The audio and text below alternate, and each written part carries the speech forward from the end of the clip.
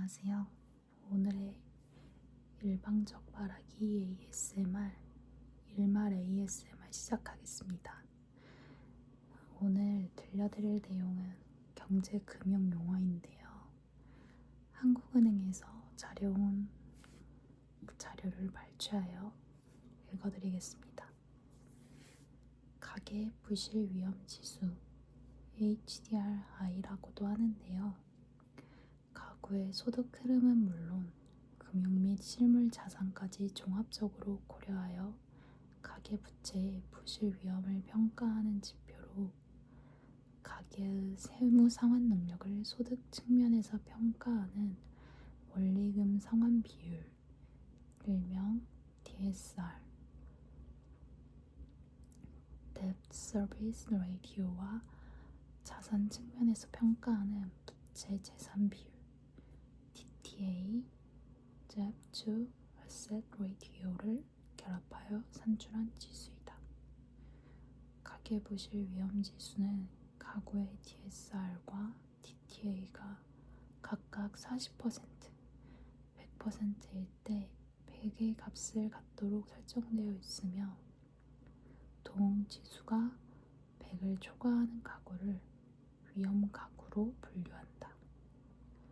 위험 가구는 소득 및 자산 측면에서 모두 취약한 고위험 가구, 자산 측면에서 취약한 고 DTA 가구, 소득 측면에서 취약한 고 DSR 가구로 구분할 수 있다.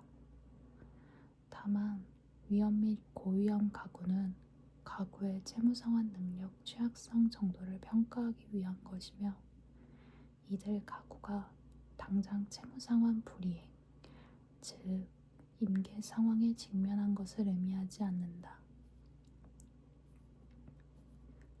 가계의 수지, 가계에서 일정 기간의 수입, 명목 소득과 지출을 비교해서 남았는지 모자랐는지를 표시한 것을 가계수지라 한다. 가계수지가 흑자를 냈다면 그 가정은 벌어들인 수입 일부만을 사용했다는 것을 의미하며 적자를 냈다면 수입 외의 빚을 추가로 얻어 사용한 것이라고 보아야 한다. 우리나라는 통계청에서 가계의 수입과 지출을 조사하여 국민의 소득 수준 및 생활 실태를 파악하기 위해 표본으로 선정된 가계에 가계부를 나누어 주고 한 달간의 소득과 지출을 기록하도록 한 다음 이를 토대로 가계수지 통계를 작성하여 발표하고 있다. 가계부의 소득 항목에는 근로소득, 사업소득, 재산소득, 이전소득 항목이 있고 비용 항목에는 식료품비, 주거비, 수도광열비, 보건의료비, 교육비 항목이 있다. 가계순 저축률. 일반적으로 저축률은 저축액을 처분 가능 소득으로 나눈 비율을 말한다. 마찬가지로 가계순 저축률은 가계 부문의 순 저축액을 가계순 처분 가능 소득과 정부로부터 받은 사회적 현물 이전 금액, 연금기금의 가계순 지분 증감 조정액을 합계한 금액으로 나눈 비율이다. 여기서 사회적 현물 이전이란 정부 등이 가계에 현물 이전의 형태로 제공하는 재화 및 서비스로서 무상교육, 보건소의 무상진료 등이 해당된다. 또한 연금기금의 가계순 지분 증감 조정액을 분모에 더하는 이유는 퇴직연금 등과 같이 가계가 납부한 연금 부담금과 연금 수취액의 차익을 반영해야 가계 부문의 저축액을 정확히 구분할 수 있기 때문이다. 가계순 저축률은 가계 부문의 저축 성향을 가장 잘 나타내주는 지표라고 할 수 있다. 가계 신용통계. 가계 신용통계는 가계 부문에 대한 신용공급 규모를 나타내는 통계이다.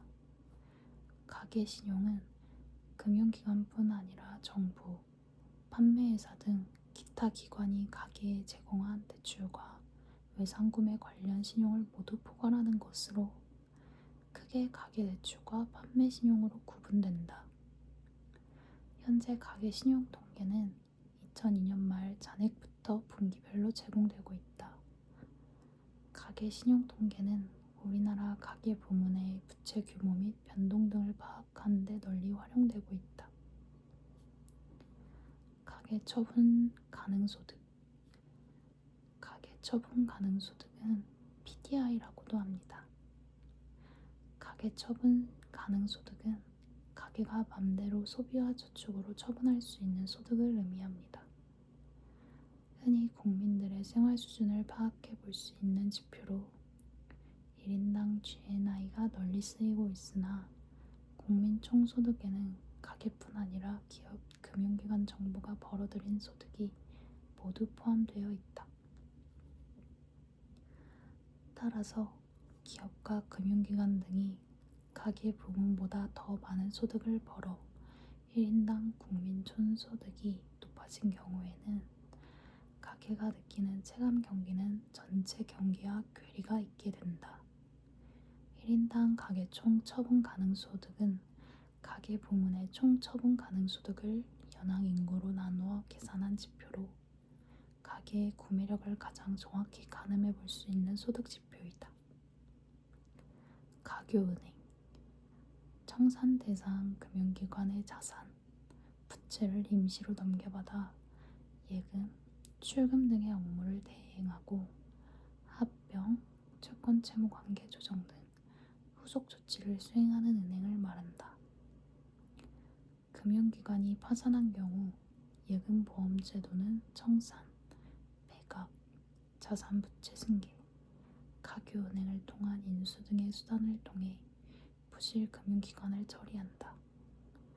이 중 가교은행을 통한 인수 방식은 파산은행의 처리에 상당한 시간이 소요될 것으로 예상할 경우 사용되며 새로운 은행을 설립하여 자산, 부채를 포괄 승계하도록 하고 인수희망자를 물색하는 등의 조치를 취하게 된다. 가교은행을 이용한 처리 방식은 금융기관 파산에 따른 충격을 완화하고 시간적인 여유를 확보할 수 있는 것이 장점이다. 임무를 마치면 정리 대상 금융기관과 마찬가지로 없어지는 한시적 기관이다. 가동률 생산 능력 대비 생산 실적의 백분율로 생산 설비가 어느 정도 이용되는지를 나타내는 경제 지표이다. 여기서 생산 능력이란 사업체가 정상적인 설비, 인력, 조업 시간 등 조업 환경 하에서 생산할 때 최대 생산 가능량, 적정 생산 능력을 의미한다.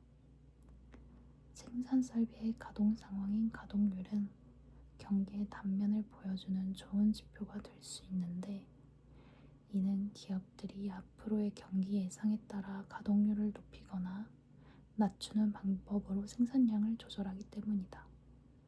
다만 가동률이 높다고 무조건 좋은 것은 아닌데 이는 경기가 침체된 상황에서 높은 가동률은 앞으로 경기가 회복될 것이라는 희망적인 신호로 인식되지만 경기가 화랑새인 상황에서 지나치게 높은 가동률은 오히려 인플레이션 우려를 크게 하기 때문이다.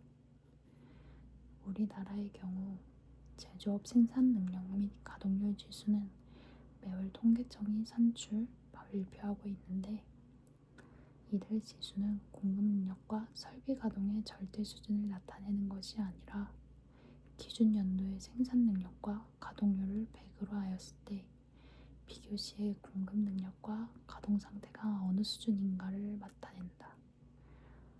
제조업 평균 가동률은 제조업체의 생산 설비 이용도를 보여주는 지표로서 기준 연도의 제조업 평균 가동률의 비교 시점의 가동률 지수, 즉 계절 조정을 곱하여 산출한다.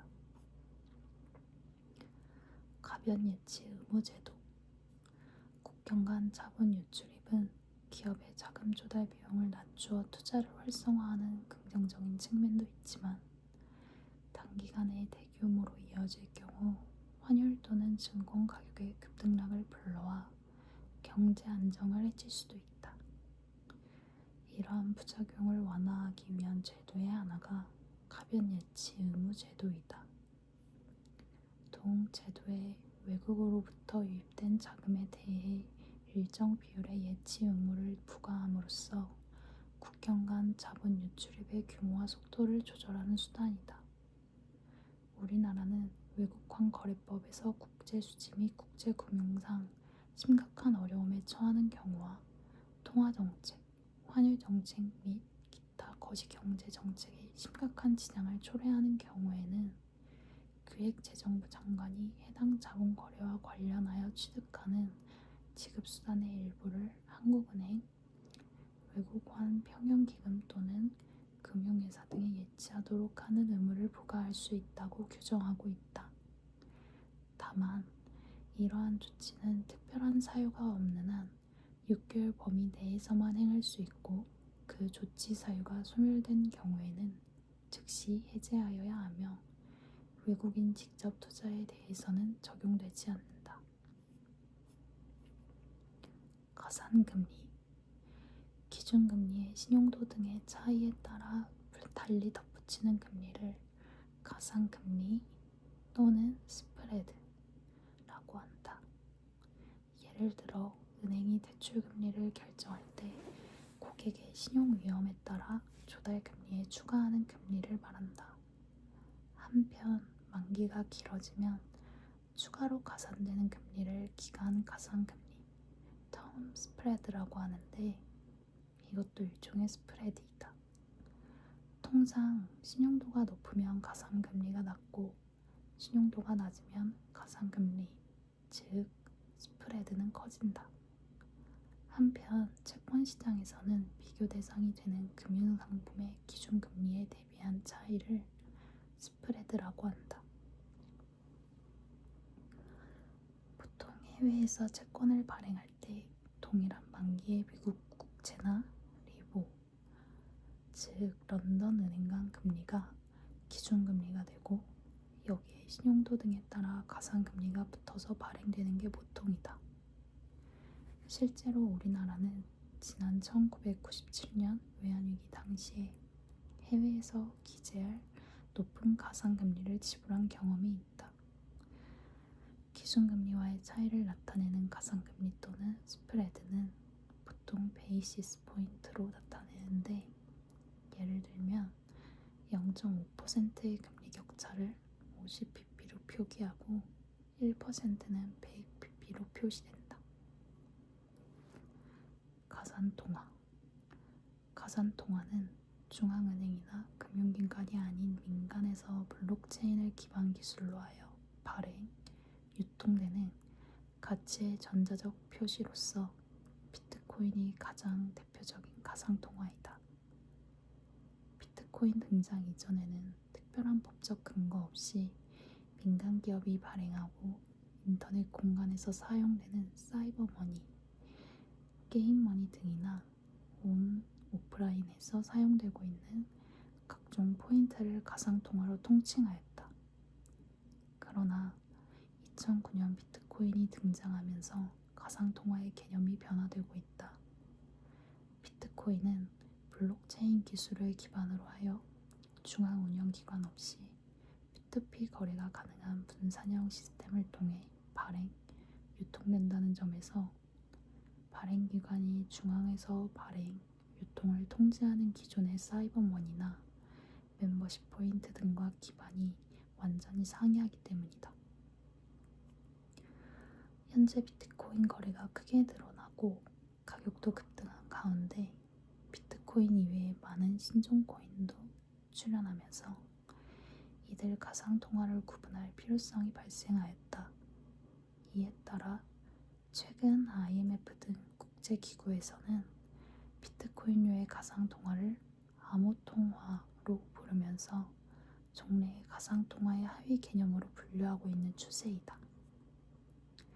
가상통화 공개 가상통화는 ICO라고 불리기도 하며 공개는 주로 혁신적인 신생기업이 암호화폐 또는 디지털 토큰, 일종의 투자 증명을 이용하여 자금을 조달할 수 있는 크라우드 펀딩의 한 방식이다. 가상통화 공개에서 새로 발행된 암호화폐는 버파 또는 비트코인 등 기존의 가상통화와 교환되어 투자자에게 팔린다. 이 용어는 거래소에 상장하려는 기업이 투자자에게 자기 주식을 처음 공개적으로 매도하는 기업 공개에서 연유되었다고 볼 수 있다. 기업 공개에 참여한 투자자는 해당 기업의 소유권과 관련하여 주식을 획득한다. 반면 가상통화 공개에 참여한 투자자는 해당 신생기업의 코인 또는 토큰을 얻는데, 이는 해당 기업이 제안한 프로젝트나 나중에 성공했을 경우 평가될 수 있는 가치로 볼 수 있다. ICO는 주로 블록체인 플랫폼인 이더리움에서 이루어지고 있다. 우리나라의 경우 현재 금지하고 있으며 앞으로 ICO에 대한 논의를 거쳐 유사 수신 행위 또는 증권 관련 법률로 규제할 것으로 보인다. 간접 금융, 직접 금융.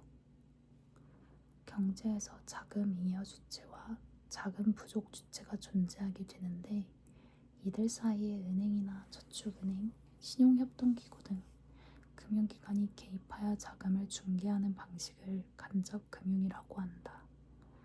즉, 금융기관이 일반 대중으로부터 예금을 받아 이를 자신의 명의로 기업 등 다른 경제 주체에게 대출해주는 방식이다. 한편 주식, 채권 발행의 경우와 같이 자금 수요자가 금융기관을 통하지 않고 금융시장에서 직접 필요자금을 조달하는 방식을 직접금융이라고 한다. 간접금융에서는 은행이 중추적인 기능을 하고, 직접금융에서는 주식과 채권이 거래되는 자본시장이 중요한 역할을 수행한다.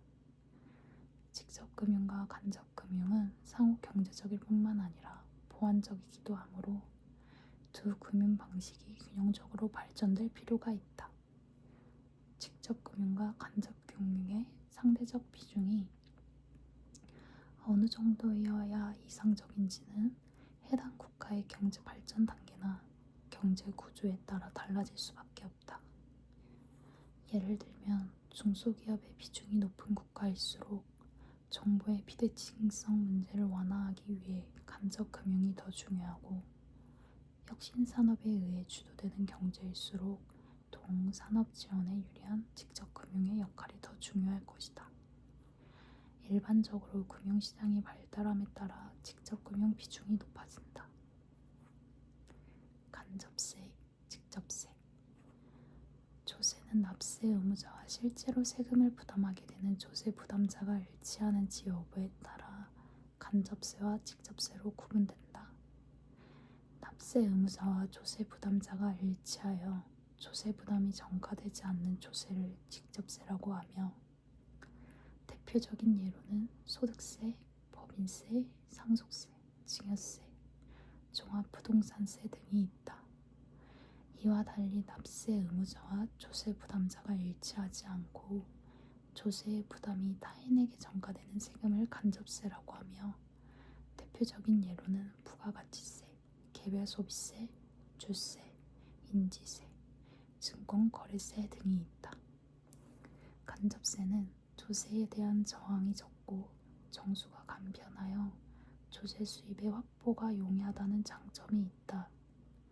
반면 개인의 사정을 고려할 수 없으므로 누진세율을 적용하지 못하고 비례세율이 적용됨으로써 소득이 적은 자에게 상대적으로 높은 조세 부담률이 적용되는 역진성을 띠게 되어 공평부담의 원칙에 어긋난다는 단점이 있다.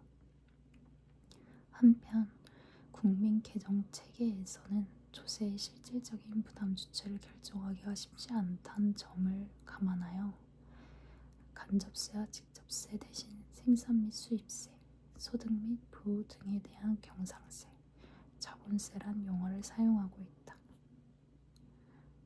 감독자 협의. 다국적 금융기관들에 대한 효과적인 규제, 감독을 위하여 다목적 금융기관의 본점이 소재한 국가의 감독 당국과 동기관의 지점 또는 자회사가 소재한 진출국의 감독 당국들로 구성된 정보 공유 및 감독 협력 협의체를 의미한다. 금융기관의 영업활동이 전 세계적으로 이루어지고 있는데 반해 규제, 감독이 금융기관의 국적 또는 지역 기반을 중심으로 이루어지고 있는 한계를 극복하기 위하여 설립되었다. 감흥도 개수, 전방 연쇄 효과 참조, 갑기금, 외국은행 국내 지점의 대차초 대표 조상, 자본금 계정으로 1. 외국은행 국내 지점의 설치 및 영업행위를 위하여 본점이 한국은행 등의 외화자금을 매각하여 해당 지점에 공급한 원화자금. 2. 해당 외국은행 국내 지점의 적립금에서 전입하는 자금. 3. 외국은행 국내 지점을 추가로 설치하기 위하여 이미 국내에 설치된 외국은행 국내 지점의 2월 이익잉여금에서 진입하는 자금 등이 이에 해당한다. 갑기금은 금융위원회로부터 인정받은 금액에 한하여 지점별로 관리하되 각 외은 지점의 갑기금은 30억 원 이상이어야 한다. 거시건전성 정책, 개별 금융회사의 부실 방지를 목적으로 하는 미시건전성 정책과 달리 경제 전체의 금융 안전을 위해 시스템 리스크를 억제하는 정책을 의미한다.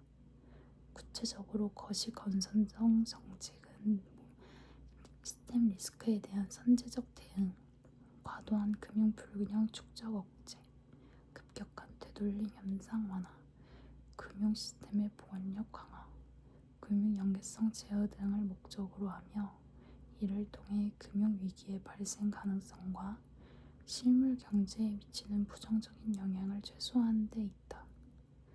거시건전성 정책은 통화정책과 재정정책 등 여러 다른 정책과 긴밀히 관련되어 있으므로 거시건전성 정책의 수립과 진행에는 여러 정책 당국 간 정보 공유와 협력 및 조정이 요긴하다.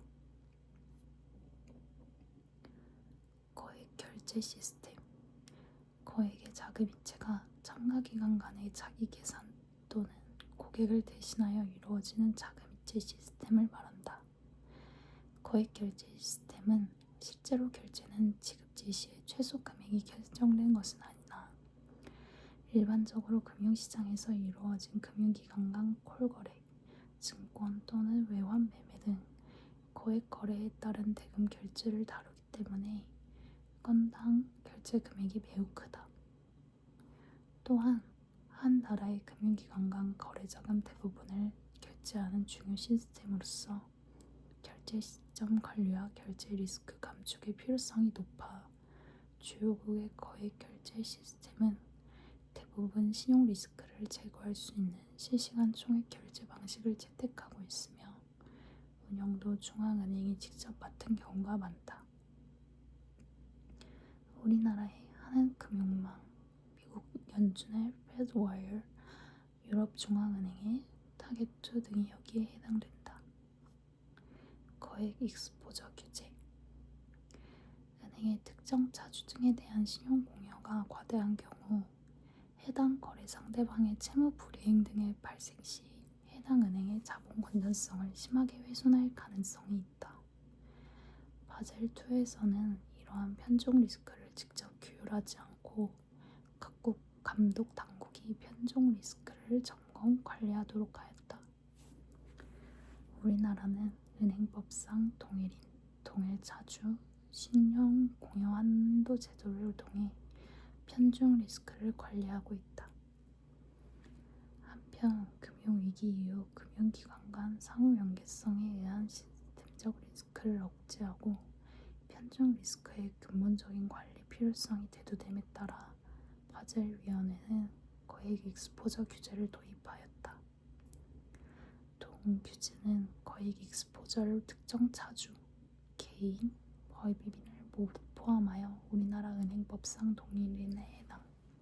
또는 이와 경제적으로 연계되어 있어 신용 리스크를 공유하는 자, 은행법상 동일 자주에 해당.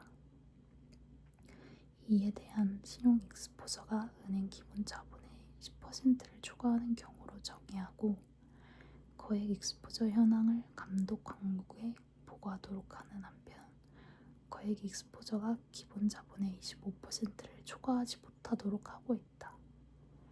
특히 상호 연계성으로 인한 시스템적 리스크를 억제하기 위해 글로벌 시스템적 중요 은행 간 익스포저에 대해서는 한층 강화된 15% 한도를 적용하도록 하고 있다. 동 규제는 2019년부터 시행될 예정이다. 결제는 개인이나 기업 등 경쟁 주체가 작은 거래 또는 금융자산 거래를 한 후 청산 과정을 통해 최종 확정된 금액 또는 증권을 이전하여 법정인 채권, 채무를 종결시키는 과정이다. 자금 결제에서는 자금 이체 시스템을 통하여 결제은행에 개설된 예금 계좌 간 자금 이체 방식으로 지급은행에서 수취은행으로 자금이 이동되는 것을 가리키며 증권 결제나 외환 결제와 같이 금융 자산과 자금 또는 이종 통화 간 교환이 함께 일어나는 가치 교환형 결제에서는 두 개의 결제 시스템에서 자금과 금융 자산의 이전이 이루어지거나 통화별로 자금 이전이 이루어진다. 결제 리스크는 예기치 못한 사정으로 인하여 결제가 예정대로 이루어지지 않을 가능성 또는 그로 인하여 야기되는 손실 발생 가능성으로 정의할 수 있다. 이러한 결제 리스크는 발생 가능성이 낮더라도 실제 발생할 경우 큰 손실을 초래할 수 있다는 특성을 갖고 있다. 지급 결제의 규모가 지속적으로 늘어나는 가운데 정보통신 기술의 발달 등 지급 결제 환경 변화와 글로벌 금융 위기의 영향 등으로 결제 리스크에 대한 관심이 높아지고 있다. 특히 인터넷과 모바일을 이용한 다양한 지급 서비스의 제공은 지급 결제 제도의 효율성을 제고시키고 있으나 다른 한편으로는 결제 리스크의 증가에도 영향을 미치고 있다. 결제 리스크는 거래 시점과 청산, 결제 시점 간의 차이, 청산, 결제 방식, 금융시장 인프라 참가 기관의 재무 건전성 등 여러 요인에 의해 발생할 수 있다. 결제 리스크의 종류에는 신용 리스크, 유동성 리스크, 운영 리스크, 법률 리스크, 시스템 리스크 등이 있다. 결제 부족 자금 공동 분담제. 결제 부족 자금 공동 분담제는 참가기관의 결제 불이행에 따른 미결제 채무를 여타 참가기관들이 공동 분담함으로써 결제의 종료성을 확보하는 방안이다. 이는 특정 기관의 결제 불이행이 연쇄적으로 여타 기관의 결제 불이행을 유발함으로써 발생할 수 있는 전체 지급 결제 시스템의 붕괴와 금융 혼란을 방지하기 위한 것이다. 비결제 채무의 분담 기준으로는 참가 기관의 규모, 시스템, 이용 실적, 참가 기관의 신용 한도액 등을 사용한다. 일반적으로 신용 한도와 동시에 운용될 때는 각 참가 기관이 결제 불이행 기관에 제공 신용 한도를 손실 분담 기준으로 사용하게 되며 이 경우 각 참가 기관은 보다 신중하게 상대 신용 한도를 설정하게 되는 등 참가 기관들에 대하여 리스크 감축을 통한 동기 부여를 기대할 수 있다. 결제 부족 자금 공동 분담은 결제 불이행 기관의 사전 담보로 결제 이행 재원을 조달하는 채무 불이행자 부담과 달리 생존 기관이 결제 이행 재원을 분담한다는 점에서 생존자 분담 방식이라고도 한다. 결제 완결성. 지급 결제 시스템을 통해 이루어진 참가 기관의 지급, 청산, 결제가 어떠한 상황이나 법률에 의해서도 취소되거나 무효화되지 않고 해당 지급결제 시스템의 운영 규칙에 따라 무조건적으로 이루어지는 것을 의미한다. 결제 완결성이 보장되지 않을 경우 지급결제 시스템을 통해 완료된 금융기관의 지급, 청산, 결제 행위가 사후적으로 무효화될 수 있어 금융 시스템에 큰 혼란을 초래할 수 있다. 지급결제 및 시장인프라위원회와 국제증권감독기구가 제정한 국제기준인 금융시장인프라에 관한 원칙에서도 결제 완결성 원칙이 규정되어 있어 각국 정책 당국이 준수하도록 하고 있다.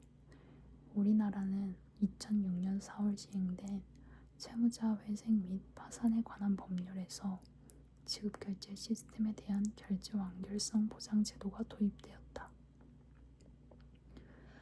동법에 따라 한국은행 총재는 금융위원회 위원장과 협의하여 결제 완결성이 보장되는 지급결제 시스템을 지정할 수 있으며 지정된 지급결제 시스템을 통해 이루어진 지급, 청산, 결제 등은 참가기관의 파산 등의 사유로 취소할 수 없도록 하고 있다. 겸업주의, 전업주의. 하나의 금융회사가 제공할 수 있는 금융서비스의 종류를 어떻게 정하느냐에 따라 겸업주의와 전업주의로 구분된다. 겸업주의는 한 금융회사가 은행, 증권, 보험 등 여러 금융서비스를 취급할 수 있는 반면 전업주의는 은행, 증권사, 보험사 등이 각각 해당하는 고유의 서비스만을 제공하는 방식이다. 현재 세계적으로 겸업주의가 대세를 이루고 있으나 국가별로는 법적 형태 면에서 차이가 있다. 독일, 네덜란드, 스위스 등 대부분의 유럽 국가는 은행 산업과 증권 산업 간에 아무런 장벽을 두지 않고 하나의 은행이라는 법적 조직체 안에서 은행, 증권, 보험 등의 모든 서비스를 제공하는 내부 겸업 시스템을 근간으로 한다. 반면에 영국 및 영연방국가, 현재의 미국에서는 은행이 자회사를 통해 증권이나 보험 업무를 수행하는 외부 겸업 시스템을 택하고 있다. 전업주의는 종전의 일본 및 미국의 경우처럼 은행 산업과 여타 금융 서비스 산업의 법적인 분리를 특징으로 한다. 우리나라는 과거에 전업주의를 채택하였으나 1980년대 이후 내부 겸업을 확대하여 왔으며 2000년 금융지주회사법 제정으로 미국, 일본 등과 같은 외부 겸업 시스템을 도입하였다. 한편 국외에서는 2008년 글로벌 금융위기의 원인 중 하나로 금융회사의 과도한 금융경업 확대가 지목되면서 이를 우려하는 목소리가 커지고 있다. 그 결과 미국은 은행 부문의 헤지펀드 및 사모펀드 운영을 제한하는 볼커룰을 도입하였으며 예금, 대출 위주의 소매은행으로부터 리스크가 높은 증권 투자 업무를 분리하는 소매은행업 격리제도를 마련하였다. 경기. 경기라는 단어는 일상생활에서 경제적인 형편을 뜻하는 말로 자주 사용된다. 기업들은 매출이 늘고 채산성이 좋아지면 경기가 좋다고 인식할 것이고 가게는 임금이 인상되거나 주식, 부동산 등의 자산 가격이 올라 살림이 좋아지면 경기가 좋아졌다고 느낄 것이다. 범위를 넓혀 국민 경제 전체를 대상으로 볼 때 경기가 좋다는 것은 생산, 소비, 투자 등의 경제활동이 평균 수준 이상으로 활발한 경우를 의미한다. 장기적 관점에서는 경기에 항상 일정한 수준을 유지하는 것이 아니라 생산, 물가, 고용이 상승하는 시기와 하락하는 시기가 주기적으로 순환을 반복하는 경제활동의 상황을 의미한다. 경기는 호황기, 후퇴기, 불황기, 회복기, 호황기가 반복되면서 끊임없이 변동하며 이렇게 경기의 일정한 움직임이 되풀이되는 것을 경기의 순환이라고 한다. 이러한 경기의 순환 과정은 확장 국면과 수축 국면이 교대로 되풀이되는 반복성, 여러 측면의 경제 활동을 포괄하는 다양성, 확장 및 수축 양상이 시차를 두고 경제 각 부문에 전달되는 파급성, 그리고 일정한 방향으로 계속 확대해 나가는 지속성 등의 특징을 갖는다. 경기를 판단하는 방법으로는 생산, 투자, 고용, 수출 등 경제 각 부문의 여러 경제 지표의 움직임을 분석하는 방법, 종합 경기 지표로 판단하는 방법, 기업가나 소비자들의 경기 판단 및 전망 설문조사 결과에 의한 방법 등이 있다. 경기 동향 지수 또는 경기 확산 지수. 경기 동향 지수는 경기 종합 지수와는 달리 경기 변동의 진폭이나 속도는 측정하지 않고 변화 방향만을 파악하는 것으로서 경기의 국면 및 전환점을 식별하기 위한 지표로서 경기 확산 지수라고도 한다. 경기 동향 지수는 경기 변동이 경제의 특정 부문으로부터 전체 경제로 확산, 파급되는 과정의 경제 부문을 대표하는 각 지표들을 통하여 파악하기 위한 지표이다. 이때 경제 지표 간의 연관관계는 고려하지 않고 변동 방향만을 종합하여 지수로 만든다. 경기 종합지수와 같이 선행, 동행, 후행 지수로 작성되며 계절 변화 등과 불규칙 요인이 제거된 전체 계열 중에서 전월에 비해 증가한 지표수가 차지하는 비중으로 나타낸다. 예컨대 10개의 대표 계열 중 7개의 지표가 증가하는 방향으로 움직였다면 경기 확산 지수는 70%로 나타난다. 만약 경기 동향 지수가 기준선인 50보다 크면 경기는 확장 국면에, 50보다 작으면 수축 국면에 있는 것으로 판단한다. 경기 수능성. 경기 수능성이란 통상 경제주의의 위험 인식 및 행위, 금융의 제도 및 규제 등의 효과가 경기 변동의 움직임과 같은 방향으로 움직이는 것을 말한다. 예를 들어 은행 대출의 경우 호경기에는 미래에 대한 낙관적 기대 등으로 여신 심사 기준도 완화되어 더욱 크게 증가하여 경기 확장에 기여한다. 반면 불경기에는 심사 기준이 강화되어 대출이 큰 폭으로 감소하여 불황을 더욱 부추기게 된다. 이러한 은행 대출의 경기 수능적 대출 행태는 신용 팽창 또는 위축을 가속시킴으로써 경기 변동의 진폭을 더욱 크게 한다. 따라서 정책 당국은 정책을 마련할 경우 경기 수능성을 완화할 수 있는 경기 대응적 정책 수단을 개발하기 위해 노력하고 있다. 경기 조절 정책, 경제 안정화 정책. 경기 조절 정책 또는 경제 안정화 정책은 경기가 지나친 확장 또는 수축 현상을 보일 경우 이를 정상 수준으로 되돌리기 위해 정책 당국이 취하는 제반 조치를 말한다. 이는 정책 당국이 경제 전체의 총 수요 수준을 변동시킴으로써 경기 수위를 조절하는 데 초점을 맞추고 있다. 실제 운영에 있어서는 정부 지출과 세율을 조정하는 재정 정책이 이용되거나 통화량과 금리 수준을 조절하는 통화 정책이 활용된다. 즉, 경기가 정상 수준을 큰 폭 밀도는 불황에 직면하게 될 경우 정부는 재정 지출을 늘리거나 조세를 줄이는 재정 정책 수단을 동원한다. 한편 중앙은행은 과열될 경우 정책 당국은 재정 측면에서는 정부 지출을 줄이거나 조세를 늘리고 통화 측면에서는 통화량을 줄이거나 금리를 올리는 조치를 취한다. 경기 종합지수, 산업생산지수, 소매 판매액 지수 등 개별 경제 지표들은 경제활동의 한 측면만을 반영하고 있어 나라 경제의 전반적인 상황을 종합적으로 파악하기 어렵다. 이에 따라 개별 경제 지표들을 가공, 합성하여 경기 종합 지수를 작성하여 활용하고 있다.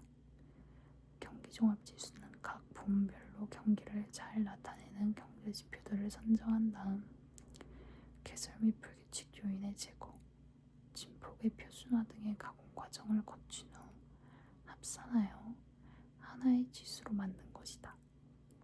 경기종합지수는 지수의 변동 방향으로 경기 변동의 방향을 가늠할 수 있고 지수의 변동폭으로 경기 변동의 크기를 알 수 있기 때문에 경기 흐름을 종합적으로 판단하는 데 매우 유용하다.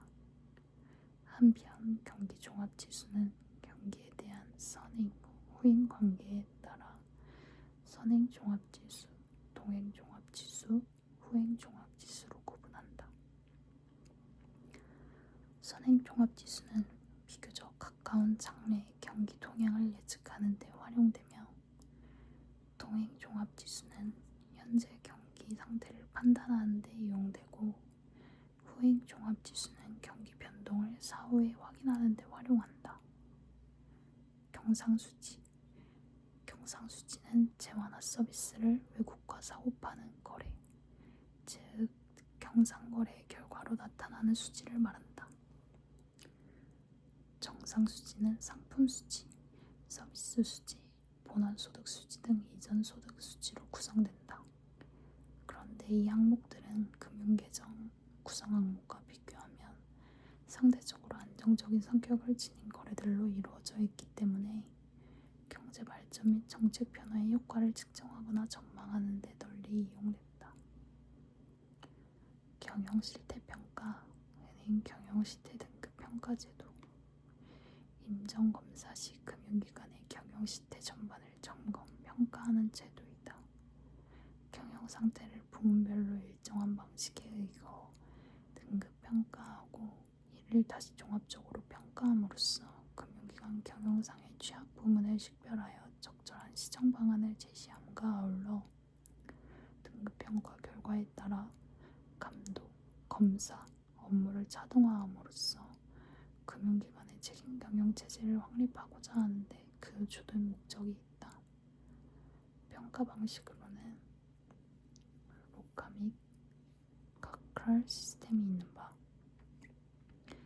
은행 본점 및 현지인에 대해서는 카메랄 시스템, 외연 지점 및 국내은행 국외 지점에 대해서는 로카 시스템, 특수은행에 대해서는 카크랄 시스템으로 평가한다. 카메랄 방식은 경영평가 부문을 자본 적격성, 자산 건전성, 경영관리의 적정성, 수익성, 유동성, 리스크 관리 등 6개 부문으로 로카 방식은 리스크 관리, 경영관리 및 내부 통제, 법규 준수, 자산 건전성 등 4개 부문으로 구분하고 평가한다. 특수은행에 대한 경영실태 평가는 일반 은행의 경영관리의 적정성과 리스크 관리를 법규 준수와 위험 관리로 대체하여 카렐 방식으로 평가한다. 경영 지도 비율. 금융위원회는 은행법 제45조, 은행법 감독규정 제26조 및 동시행세법 제17조에 의거 금융기관 경영의 건전성 확보를 통한 신용 질서 유지 및 예금자 보호를 목적으로 BIS 자기 기본 자금, 원화 유동성 비율 등의 경영 지도 비율을 정하여 운영하고 있다. 동 지도 비율을 충족하지 못하는 은행에 대하여는 금융위원회가 경영개선 공고, 경영개선 요구 및 경영개선 명령 등의 조치를 취할 수 있다. 경영평가지표. 은행 경영실태평가 시 이용하는 경영평가지도는 크게 계량지표와 비계량평가 항목으로 구분할 수 있다. 계량지표는 은행 본점, 특수은행을 포함하여 금융기관 현재 법인에 대하여 4개 부문, 자본 적정성, 자산 건전성, 수익성, 유동성 13개 지표를 이용하며 외연 지점 및 국내은행 국외 지점에 대하여는 자산 건전성 부문 4개 지표를 이용하고 있다. 비계량 평가 항목의 경우 일반은행 본점 및 금융기관 현지 법인에 대하여 6개 부문, 자본 적정성, 자산 건전성, 경영관리의 적정성, 수익성, 유동성, 리스크 관리 29개 항목을 이용하며 외국은행 국내 지점 및 금융기관 국외 지점에 대하여는 4개 부문, 리스크 관리, 경영관리, 내부 통제, 법규 준수, 자산 건전성 18개 지표를 이용하고 있다. 특수은행의 경우 6개 부문, 자본 적정성, 자산 건전성, 법규 준수, 위험관리, 수익성, 유동성 25개 비계량 평가 항목을 이용한다. 경제성장률 경제성장률이란 일정 기간, 분기 또는 연간 중 한 나라의 경제 규모, 즉 국민소득 규모가 늘어난 정도를 백분율로 표시한 것이다. 국민소득은 생산활동의 범위나 생산물의 가치평가 방법 등에 따라 여러 가지 개념으로 나뉘지만 경제성장률을 계산하는 데 가장 일반적으로 쓰이는 국민소득은 각 경제활동 부문에서 창출해낸 실질 부가가치의 합계, 즉 실질 국내 총생산, 실질 GDP이다. 따라서 경제성장률은 대부분의 경우 실질 GDP 증가율을 의미한다. 한편 수개년 동안의 연평균 경제성장률을 계산하고자 할 때에는 복리연율의 산식을 이용하여 연평균 경제성장률을 산출한다. 경제심리지수 경내 심리지수란 기업가 또는 소비자들의 경제에 대한 인식을 조사하여 작성한 지표이며 대표적으로 조사 대상을 기업가로 하는 기업경기실사지수와 소비자로 하는 소비자동향지수가 있다.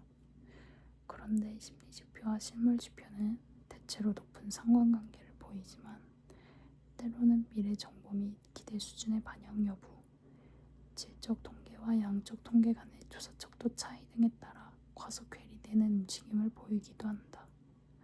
이에 따라 한국은행은 BSI와 CSI를 합성하여 민간의 경제 상황에 대한 인식을 종합적으로 평가할 수 있는 경제심리지수를 작성, 발표하고 있다.